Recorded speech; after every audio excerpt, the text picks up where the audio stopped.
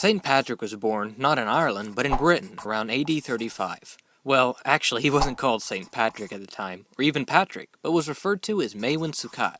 Good thing he changed his name later. St. MAEWYN'S Day just doesn't have the same ring. We'll stick with Patrick, just in case I'm slaughtering that pronunciation. Patrick was quite far from being a saint growing up. Until he was 16, he considered himself a pagan, or maybe even an atheist by today's definition.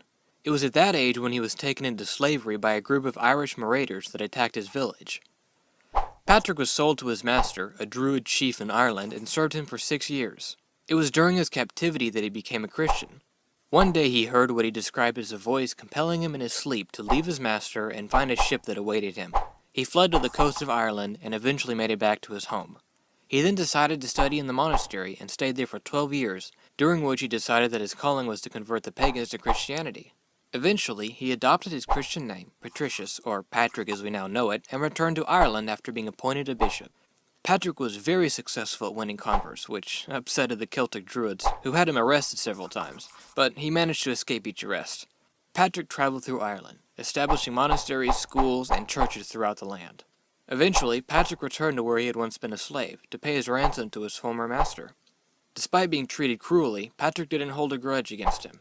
As Patrick approached his master's old homestead, to his horror he saw that it was in flames. Patrick found out that the stories people told about him had preceded him, and in a fit of frenzy, his old master gathered all of his treasures into his mansion, set them on fire, and then threw himself into the flames. An ancient record adds that his pride could not endure the thought of being vanquished by his former slave.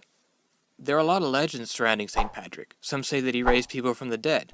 Others say that he drove snakes out of Ireland, but since there aren't any fossil records of snakes in Ireland at that time, it's highly unlikely, unless he drove out the fossils as well.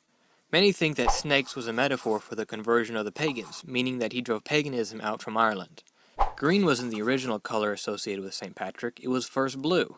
It eventually changed for various reasons, probably because of being used in various Irish flags and how green is associated with Ireland itself. Patrick worked in Ireland for 30 years. Afterwards, he retired and then died on March 17th, in AD 461. There wasn't a canonization process when Patrick died. That didn't come up until the 12th century. He would have been declared a saint by acclamation, and his sainthood approved by a local bishop soon after he died.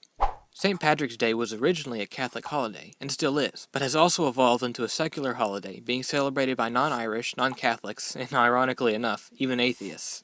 Today, when people think of St. Patrick, they imagine a leprechaun in a green jacket, hat, pipe, clover, and a pot of gold. Not a man who devoted 30 years of his life to teaching and helping the Irish. Hopefully you now know a little more about the history of St. Patrick.